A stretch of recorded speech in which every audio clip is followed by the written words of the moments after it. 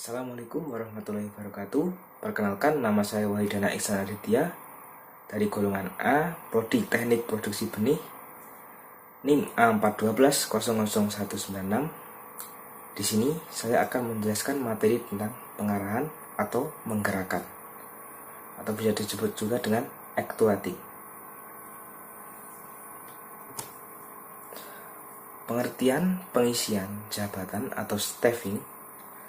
Sebelumnya diartikan dulu fungsi pengisian jabatan atau fungsi staffing, yang terdiri dari pengadaan karyawan, penarikan karyawan, seleksi karyawan, penempatan karyawan, dan pemberhentian karyawan. Yang pertama, kita akan menjelaskan tentang pengadaan karyawan. Pengadaan karyawan adalah proses penarikan, seleksi, penempatan, orientasi, dan induksi untuk mendapatkan karyawan baik kualitas maupun kuantitasnya adalah sesuai dengan kebutuhan perusahaan.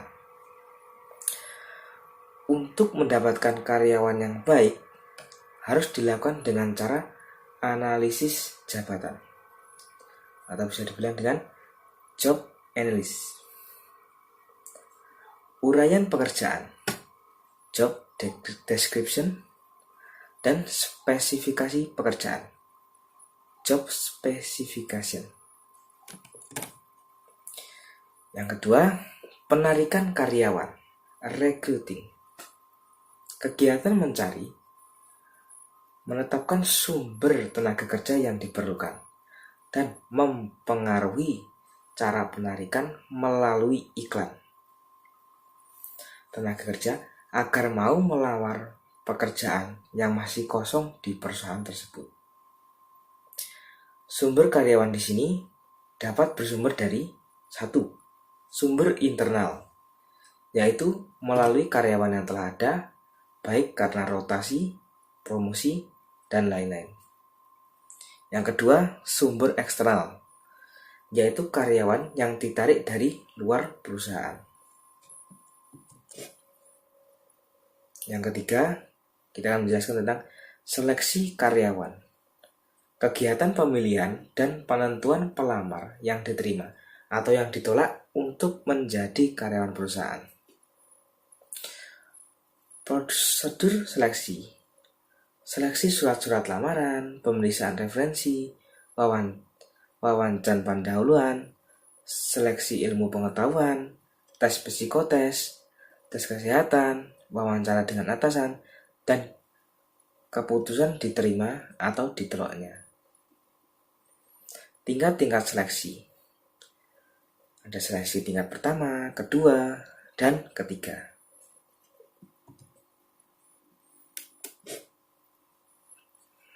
Penempatan karyawan. Kegiatan untuk mendapatkan karyawan yang telah lulus seleksi jabatan tertentu. Dalam penempatan harus dilakukan orientasi dan induksi. Orientasi. Memberitahukan karyawan baru tentang hak dan kewajibannya, tugas dan tanggung jawabnya, dan peraturan perusahaannya. Tujuannya supaya karyawan merasa dirinya telah diterima di lingkungan perusahaan tersebut. Induksi. Kegiatan untuk mempengaruhi tingkah laku karyawan baru yang telah ditempatkan agar ia menaati peraturan dan norma perusahaan. Pelatihan dilakukan untuk meningkatkan efisiensi dan efektivitas kerja karyawan. Pemberhentian karyawan. Pemberhentian adalah putusnya hubungan kerja seorang karyawan dengan suatu perusahaan. Hal ini disebabkan oleh keinginan perusahaan, keinginan karyawan, kontrak kerja habis, peraturan perburuan, pensiun, atau meninggal dunia. Sekarang, pengarahan atau menggerakkan. Menurut G.R. Terry, pengarahan adalah membuat sebuah kelompok agar mau bekerja sama dan bekerja secara ikhlas serta bergairah untuk mencapai tujuan sesuai dengan perencanaan dan usaha pengorganisasian. Jadi, pengarahan adalah kegiatan yang dilakukan oleh pemimpin untuk membimbing, menggerakkan, mengatur segala kegiatan yang telah diberi tugas dalam melaksanakan sesuatu kegiatan usaha. Pokok masalah yang dipelajari pada fungsi pengarahan. Yang pertama, ada tingkah laku manusia. Kebutuhan karyawan selain gaji dan kompensasi yang sesuai, perlakuan yang manusiawi terhadap karyawan dapat mendorong peningkatan produktivitas kerja. Yang kedua, hubungan manusiawi. Dalam kehidupan kelompok atau organisasi, ini harus didasarkan atas kebutuhan, kepentingan, hormat, menghormati, saling membutuhkan, dan kerjasama di antara semua pihak untuk mencapai tujuan. Komunikasi adalah alat untuk menyampaikan perintah, laporan, berita, ide atau pesan atau informasi dari komunikator untuk komunikan agar di antara mereka terdapat interaksi. Proses komunikasi terdiri dari unsur yang dimana terdapat komunikator, pesan, saluran, komunikan, dan action. Lambang yang di dalamnya ada suara, tulisan, warna, dan lain-lain. Yang keempat, kepemimpinan adalah seni seorang pemimpin mempengaruhi perilaku bawahan agar mau bekerja sama dan bekerja secara produktif untuk mencapai tujuan organisasi. Fungsi pemimpin. Yang pertama, pengambilan keputusan dan merealisasi keputusan itu. Yang kedua, pendelegasian wewenang dan pembagian kerja. Yang ketiga, meningkatkan hasil guna dan daya guna semua unsur manajemen. Yang keempat, memotivasi bawahan supaya bekerja efektif dan bersemangat.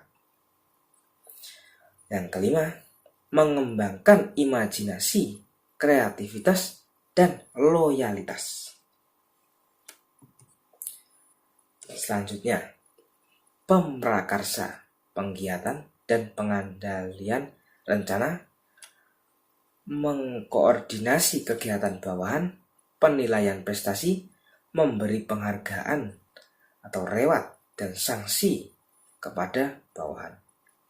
Pengembangan bawahan melalui pendidikan maupun pelatihan, memelihara aktivitas perusahaan dan bertanggung jawab atas semua tindakan kepada pemilik, pemerintah, dan bawahan. Memberi kompensasi, ketenangan, kesejahteraan pada karyawan, dan lain-lain. Unsur-unsur kepemimpinan. Pemimpin, bawahan, organisasi, tujuan dan lingkungan internal dan eksternal perusahaan. Gaya atau tipe kepemimpinan menurut Malayu SP Hasibuan. Yang pertama, kepemimpinan otoriter.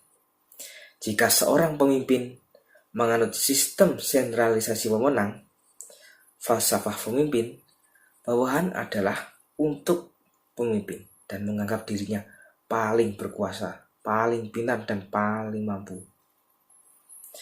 Pengarahan dilakukan dengan cara instruksi dan perintah.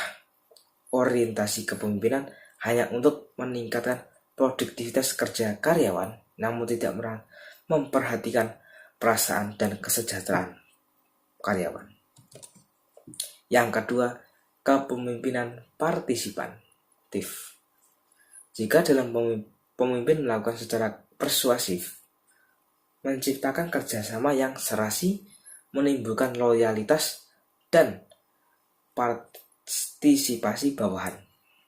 pemimpin memotivasi karyawan. Pemimpin menerapkan sistem manajemen terbuka. Informasi dan pembinaan kaderisasi mendapat perhatian yang serius. Yang ketiga, kepemimpinan delegatif. Jika seorang pemimpin mendelegasikan wewenang kepada bawahan dengan agak lengkap, sehingga bawahan itu dapat mengambil keputusan dan kebijakan dengan agak bebas dalam melakukan pekerjaannya. Karakteristik actuating. Yang pertama, pervasive function. Maksudnya adalah pengarahan diterima pada berbagai level organisasi. Maksudnya, setiap manajer menyediakan petunjuk dan inspirasi kepada bawahannya. Yang kedua, continuous activity. Maksudnya adalah pengarahan merupakan bentuk aktivitas yang berkelanjutan sepanjang masa hidup organisasi. Yang ketiga, human factor. Maksudnya adalah pengarahan senantiasa berhubungan dengan bawahan, sehingga akan berkaitan dengan human factor. Human factor adalah perilaku manusia yang kompleks dan tidak dapat diprediksi. Yang keempat, creative activity. Maksudnya adanya pengarahan akan membantu dan mempermudah dalam mengubah rencana dalam suatu tindakan nyata. Tanpa adanya fungsi pengarahan ini, seseorang dapat menjadi inaktif dan sumber fisik yang dimiliki akan menjadi tidak berarti. Yang kelima, executive function. Maksudnya adalah pengarahan dilakukan semua manajer dan eksekutif pada semua level, pada semua jenis organisasi, dan bawahannya hanya menerima instruksi hanya dari atasannya. Delegated function. Maksudnya adalah pengarahan merupakan suatu fungsi manajemen yang langsung berhadapan dengan manusia. Atasan harus dapat mengetahui bahwa perilaku manusia merupakan suatu hal yang tidak dapat diprediksi dan alami, sehingga atasan harus dapat mengkondisikan perilaku seseorang ke arah tujuan yang diharapkan. Yang tujuan pengarahan. Yang pertama adalah alat motivasi. Yang kedua, memprakarsai aksi. Yang ketiga, penggunaan sumber daya dengan efisien. Yang keempat, coping perubahan. Yang kelima, mengintegrasikan upaya. Yang keenam, menyediakan stabilitas.